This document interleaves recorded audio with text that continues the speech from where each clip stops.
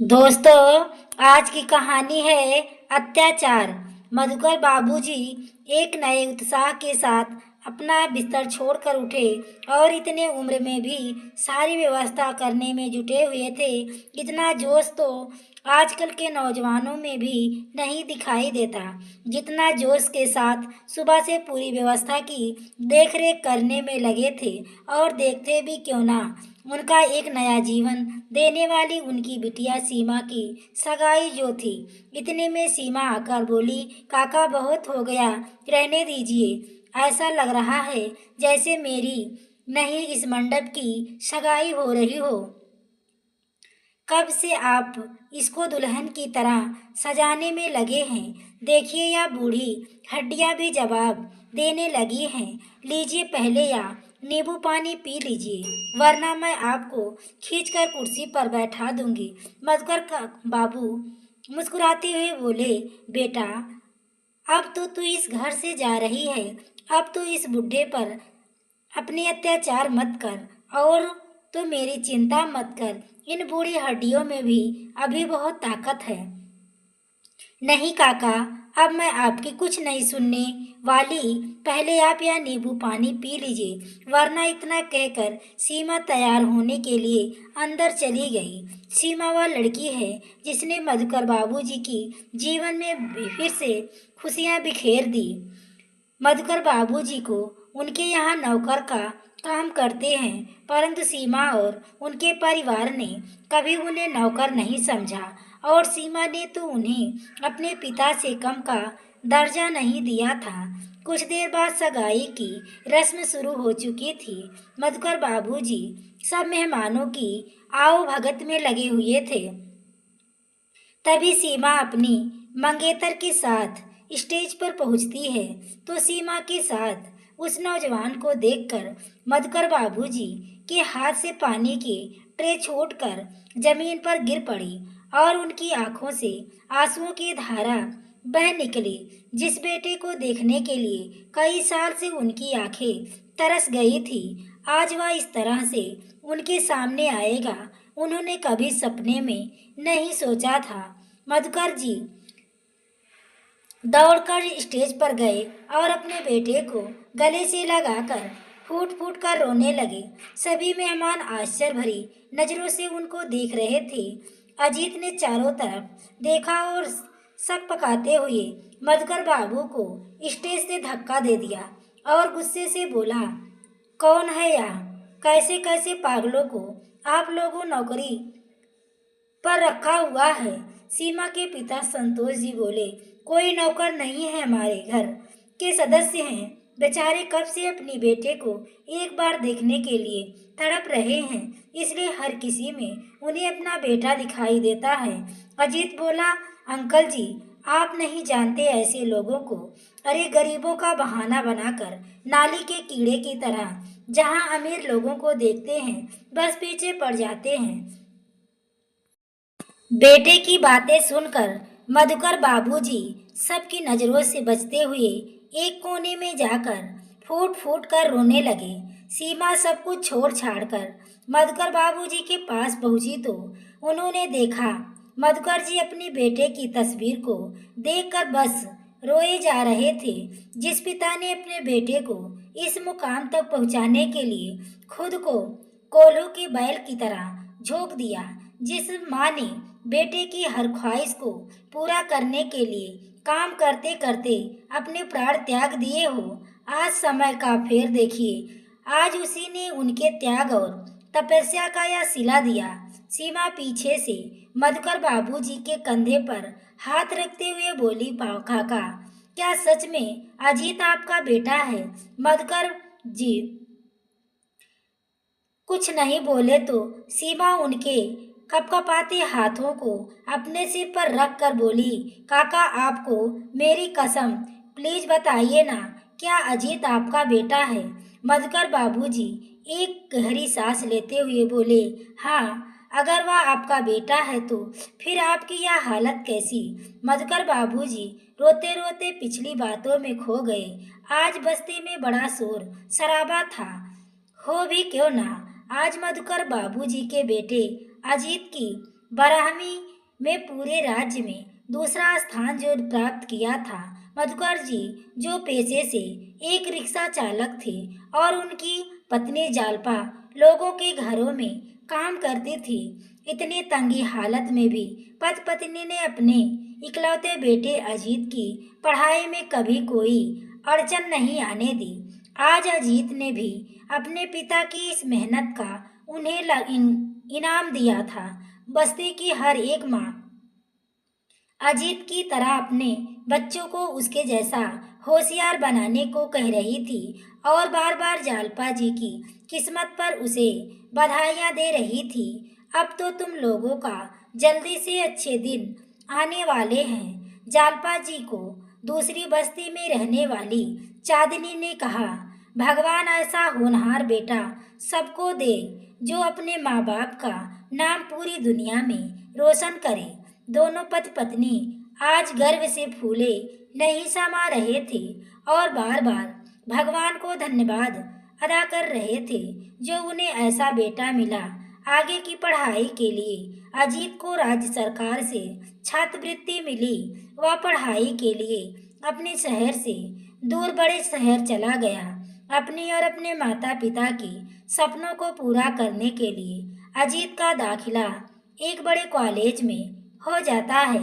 आज पहली बार अजीत अपने बस्ती की जिंदगी से अलग एक दुनिया में आया था जो गरीबों की दुनिया से बिल्कुल अलग थी। वह हॉस्टल के जिस कमरे में रहता था वहाँ दो लड़के और रहते थे। लगभग वहाँ सभी अच्छे खासे घर से लगते थे। अजीत उन सबके बीच में खुद को बहुत ही छोटा महसूस कर रहा था। एक दिन की बात है, अजीत और उसके कुछ दोस्त बैठे थे कि तभी अजीत की नज़र दूर एक भीड़ पर पड़ी। वहाँ गई सारे बच्चे मिलकर एक लड़की को परेशान कर रहे थे। अजीत ने अपने पास ही बैठे एक लड़के से पूछा, वहाँ क्या चल रहा है भाई? मुझे तो कुछ समझ में नहीं आ रहा। वे लोग उस बेचारे लड़के को परेशान क्यों कर रहे हैं? अरे ये लोग गरीब हैं या छात्रवृत्ति पाकर यहाँ पढ़ने तो आ जाते हैं और फिर हमारी बराबरी करना चाहते हैं। बस उन्हें उनकी औकात याद दिलाने के लिए यह किया जाता है ताकि वे लोग हमारी बराबरी करने की ना सोचे। उस लड़के ने कहा। अजीत बोला, पर गरीब हो या अमीर पढ़ने का अधिकार तो सबको है ना, फिर उसके साथ ऐसा बर्ताव क्यों करे? अरे क्या तुम लोगों को अंदाजा भी है यहाँ तक आने के लिए एक गरीब का सफ़र तुम अमीरों से कई ज़्यादा संघर्ष भरा होता है। अजीत ने ऐसा कहा तो वह लड़का बोला, तुम उनकी इतनी तारफदारी क्यों कर रहे हो? कहीं तुम भी उनके जैसे ही गरीब छात्र तो नहीं हो, यहाँ नए आए हो। उस लड़के ने कहा। अपने सामने हो रहे उस लड़के पर अत्याचार देखकर अजीत बहुत घबरा गया और उस घबराहट में वह कहता, अरे नहीं नहीं, मेरे पापा तो कपड़ों की बहुत ही बड़े व्यापारी हैं, बहुत बड़ा व्यापार है उनका और हमारी कई सारी दुकानें भी हैं। फिर तो ठीक है ना, रहने दो ना, किसके साथ क्या होता है उसे हमें क्या फर्क पड़ता है। हाँ, अगर गरीबों को ऐसे सबक ना सिखाया जाए तो फिर यह हॉस्टल इन कंगालियों का हो जाएगा। यह कहकर वहाँ से चला गया। वह हर रोज गरीबों के बारे में चल रही बातें सुनता तो उसे अपने माता पिता से चिढ़ होने लगती। दिनों दिन ऐसे गरीब घर में पैदा करने के लिए भगवान को कोसता। उसके पास एक छोटा सा फोन था जिसे उसके पापा ने उसे जाते वक्त दिया था ताकि वह उनसे रोज बात कर सके। पर अजीत वह फोन लेकर कभी कॉलेज जाता ही नहीं था। कमरे में वह उसे साइलेंट मोड पर रखता था ताकि किसी को उसके फोन का पता ना चले और सभी से कहता, मेरा फोन पानी में गिर गया इसलिए पापा मेरे लिए नया फोन लेकर आएंगे। फोन को छुपाने के चक्कर में वह अपने माता पिता से कई दिनों तक बात नहीं कर पाता था। एक दिन उसने अपने पिता को फोन करके कहा, अब मैं आप लोगों से भी तभी बात करूंगा जब आप मुझे एक नया स्मार्टफोन लाकर देंगे। पर बेटा, स्मार्टफोन तो बड़ा महंगा होता है ना, हम कहाँ से लाएंगे? मधुकर बाबूजी ने कहा। अजीत बोला, तो यह सब आपको महंगे सपने देखने से पहले सोच लेना चाहिए था कि एक गरीब को इतने बड़े कॉलेज में पढ़ने का कोई हक नहीं। आपको पता नहीं यहाँ गरीबों के साथ कैसा व्यवहार किया जाता है। अजीत ने पिता से चिल्लाते हुए आवाज में कहा। मधुकर जी बोले, बेटा, तेरी किस्मत हमारी तरह ना हो, इसलिए हम पाई पाई जोड़कर तुझे एक अच्छी शिक्षा देना चाहते हैं, ताकि जो दुख हमने झेले हैं वह तुझे कभी ना झेलना पड़े। इसलिए खुद भगवान ने भी तेरा साथ दिया ना। तू बस गरीब और अमीर के भेदभाव को भूलकर अपनी पढ़ाई पर ध्यान दे। और अगर कोई तुझे परेशान करता है तो मैं आ जाता हूँ तेरे हेडमास्टर से बात करने। तू डर मत बेटा, हम गरीब हैं, कोई चोर नहीं। तो डर क्यों रहे हो? मधुकर बाबूजी की जैसे ही कहा तो अजीत बोला, नहीं, खबरदार, जो आप ये कभी यहाँ आए तो मैं फिर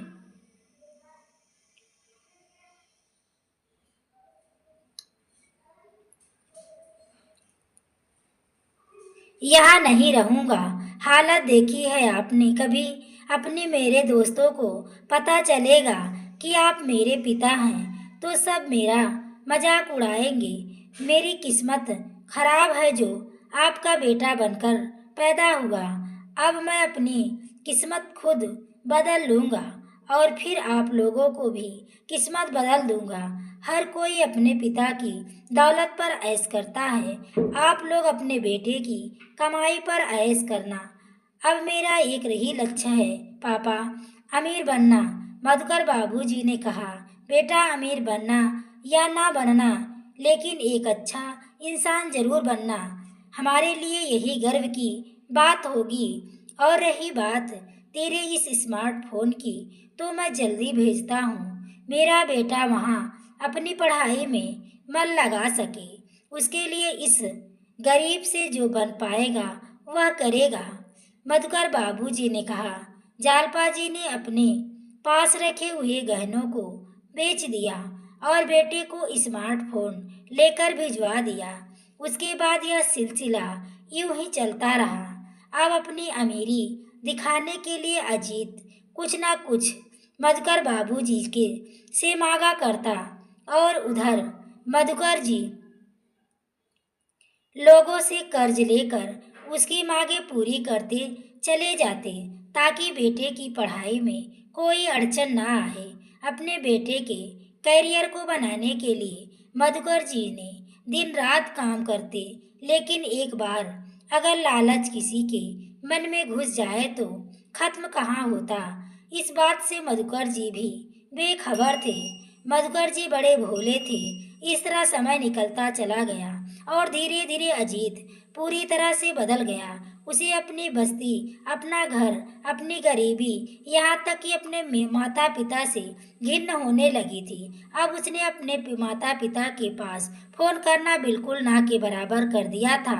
और कभी मधुकर जी उसे फोन करते तो वह उनसे ढंग से भी बात नहीं करता था। एक दिन अपने पापा से फोन पर कहा, अब मेरी पढ़ाई खत्म होने वाली है, बार बार फोन करके परेशान करने की जरूरत नहीं। पढ़ाई खत्म होते ही मैं वापस घर आ जाऊंगा। उसके हजार नाटकों के बाद भी उसके माता पिता उसके घर आने की बात से बहुत खुश हो जाते। जालपा जी सबसे कहती फिरती, अब हमारा अजीत घर आ रहा है, फिर सब ठीक हो जाएगा। उसे हमारी तकलीफ जरूर दिखेगी। वह तो वहाँ के माहौल के हिसाब से खुद को बदलना पड़ा होगा उसे, वरना मेरा बेटा ऐसा नहीं कब आने को कहा उसने पता नहीं, कह तो रहा था कि 1 महीने बाद, पर उसने दोबारा फोन करने को मना किया है। अब इंतजार कर ही सकते हैं उसके ना आने पर, मधुकर जी ने उदास होते हुए। फिर मधुकर जी और जालपा जी इंतजार करने लगे। 1 महीना बीत गया पर ना अजीत आया और ना ही उसका फोन लग रहा था। बेचारे परेशान होकर मधुकर बाबूजी और जालपा जी अजीत का पता लगाने के लिए कॉलेज पहुंच गए। कॉलेज से नौकरी लगने का पता चला जब अजीत अपनी पढ़ाई खत्म होने की बात मधुकर जी से कहा रहा था। दरअसल उसकी नौकरी तभी लग गई थी, पर यह बात अपने माता पिता को बताना नहीं चाहता था। यह बात जब उसके माता पिता को पता चला तो उनका दिल टूट गया। पर अभी अजीत को कैसे ढूंढे?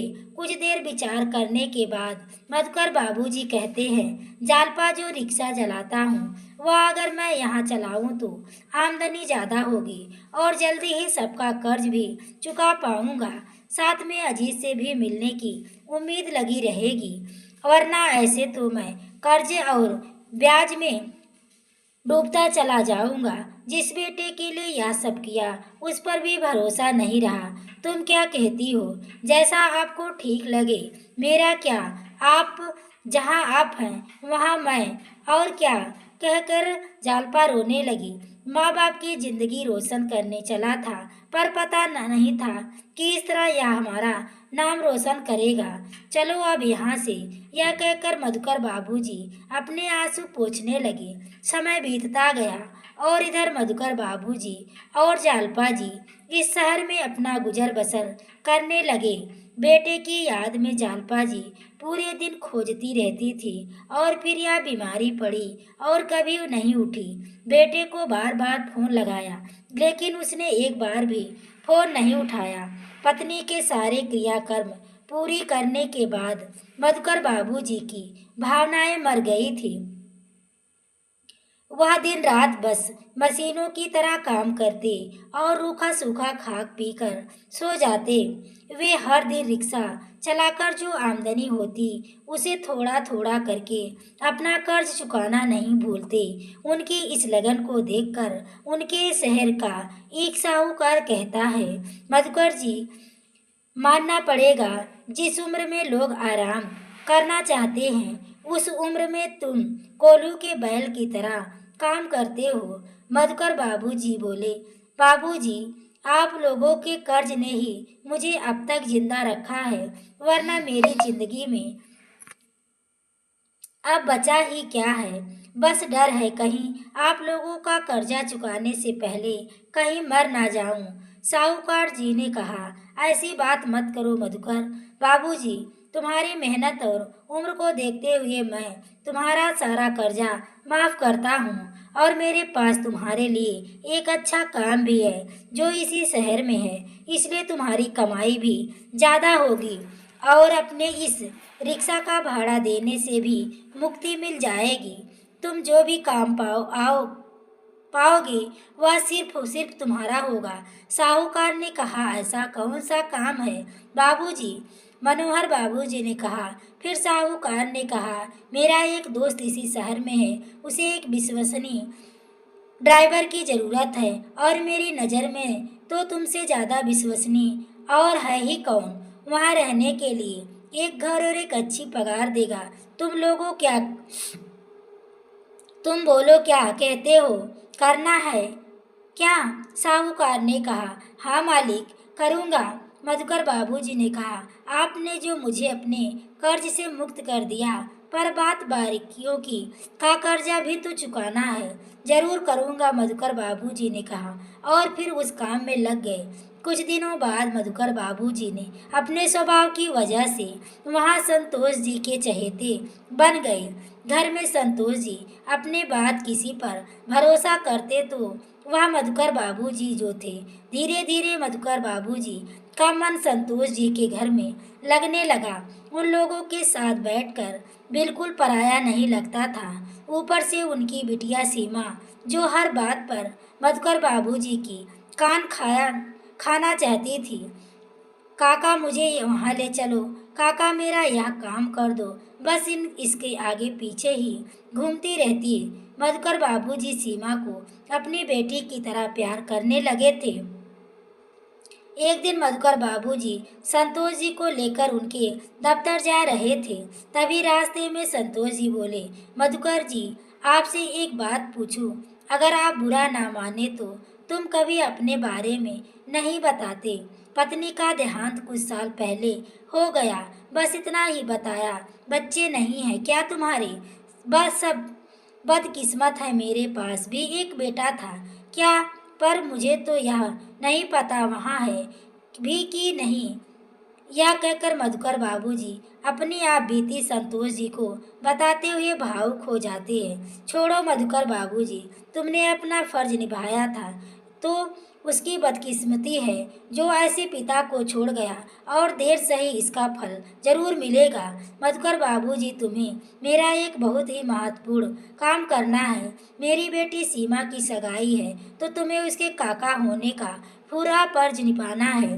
क्या कहते हो? मेरी बात अगर वह किसी की सबसे ज्यादा मानती है तो वह तुम हो। संतोष जी ने कहा, साहब आप चिंता मत कीजिए, सीमा बिटिया की सगाई में मैं कोई कमी नहीं आने दूंगा। मधुकर बाबूजी ने कहा, बिटिया की खुशी के लिए कुछ भी करने को तैयार थे।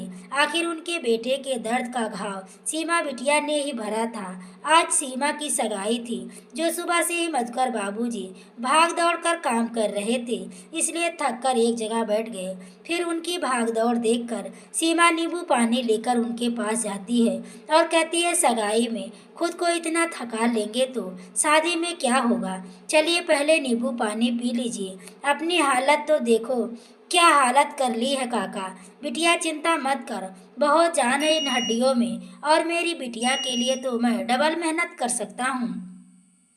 मधुकर बाबूजी मुस्कुराते हुए कहा। सगाई में मधुकर बाबूजी कुछ काम कर रहे थे कि सीमा के मंगेतर की कार दरवाजे पर आकर रुकती है। मधुकर जी उस कार को देख रहे थे, तभी संतोष जी बाहर सीमा की मंगेतर को दे लेने के लिए आते हैं। जैसे ही सीमा का मंगेतर गाड़ी से निकलता है, मधुकर बाबूजी की आंखें फटी की फटी रह जाती है, क्योंकि वह लड़का कोई और नहीं बल्कि उनका खुद का बेटा अजीत ही था।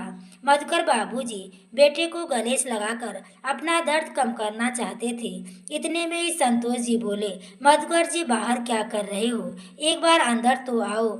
एक बार फिर अपनी भावनाओं को दबाकर मधुकर जी अपना फर्ज निभाने अंदर चले जाते हैं, लेकिन स्टेज पर अपनी बेटी को देखकर भी अपनी भावनाओं को रोक नहीं पाते और उसे गले से लिपट कर रोने लगते हैं। समय का फेर देखिए, जहां अजीत सबके सामने उन्हें पागल कहकर अपमानित करता है। सीमा जल्दी करो, देर हो रही है। सीमा की सहेलियों की आवाज से मधुकर बाबूजी ख्यालों से बाहर आए। सीमा बोली, काका आप यहीं रुको, मैं अभी 2 मिनट में आती हूँ। मधुकर बाबूजी सीमा की जिंदगी बर्बाद नहीं करना चाहते थे।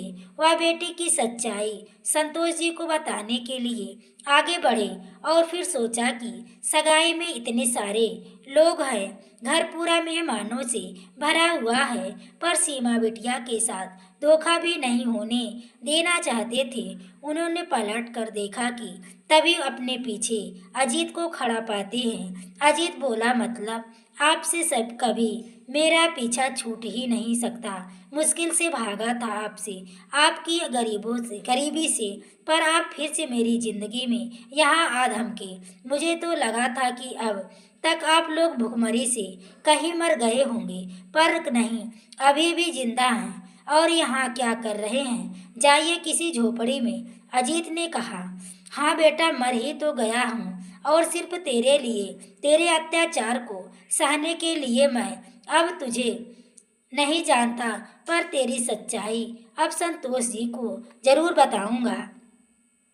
मधुकर बाबूजी ने कहा, खबरदार बुढ़े, जो किसी को कुछ भी बताया, नहीं तो इसका परिणाम सीमा को भुगतना पड़ सकता है। अजीत ने गुस्से से कहा। मधुकर बाबूजी अजीत की इस बात से थोड़ा सा सिहर जाते हैं, और अब क्या करें, ऐसे ही सोचते हुए बस अजीत को जाता हुआ देखते रहे। पार्टी में अंगूठे की रस्म शुरू होने वाली थी। जहां सीमा आकर बोली, अटेंशन प्लीज, आज मैं आप लोगों को किसी खास से मिलवाना चाहती हूँ। यह आदमी मेरे लिए मेरी जिंदगी का अहम हिस्सा है। मेरे पापा के बाद अगर मुझे किसी पर सबसे ज्यादा भरोसा है तो वह है मेरे मधुकर काका। वैसे देखा जाए तो यह मेरे ससुर भी लगते हैं, लेकिन यह मेरी बदकिस्मती है कि मुझे उनकी सेवा करने का मौका मिल नहीं सकता। क्यों अजीत, सही कहा ना मैंने? सीमा के इतना कहते ही अजीत की आंखें फटी की फटी रह जाती हैं। अपने आप को इतना सम्मानित पाकर मधुकर बाबूजी की आंखों में आंसू आ गए। पर माफ करना काका, आप मेरे काका ही नहीं हैं। मुझे नहीं बताया ना आपको अपना नहीं बनाना आपको अपना ससुर, क्योंकि जो लड़का अपने माता पिता को कामयाबी की सीढ़ी बनाकर उन्हें अकेला छोड़ सकता है तो वह पत्नी को भी सीढ़ी बनाएगा, इसका क्या भरोसा है? कम से कम मैं तो उस पर भरोसा नहीं कर सकती। तभी अजीत बोला, तुम इस नौकर के लिए क्या अनाप शनाप बोले जा रही हो? सीमा ने खींचकर एक तमाचा अजीत की गाल पर जड़ते हुए बोली, खबरदार, अगर काका को नौकर कहा तो शर्म नहीं आती अपने पिता को नौकर कहते हुए? चौको मत अजीत, मैंने तुम्हारी सारी बातें सुन ली और अब मैं तुमसे अपना रिश्ता तोड़ती हूँ। तभी मधुकर बाबूजी बोले, बेटा इसके साथ ऐसा मत करो, या तो अपने दोस्तों से कहकर आया है, उसे अब नौकरी करने की जरूरत नहीं है, क्योंकि इसकी शादी लॉटरी से हो रही है। बेचारा फिर कहीं का नहीं रहेगा, काका कहीं का तो यह वैसे भी नहीं रहेगा, क्योंकि इसने एक पिता का विश्वास का खून किया है। उसकी सजा तो इसे मिलकर ही रहेगी। इसने तो कहा था कि यह अनाथ है और बचपन में अपने मम्मी पापा के प्यार के लिए तरसता रहा, इसलिए मुझे इसे इतना लगाव हो गया था। लेकिन बस बहुत हुआ, अब इसके झूठ का पर्दाफाश हो चुका है।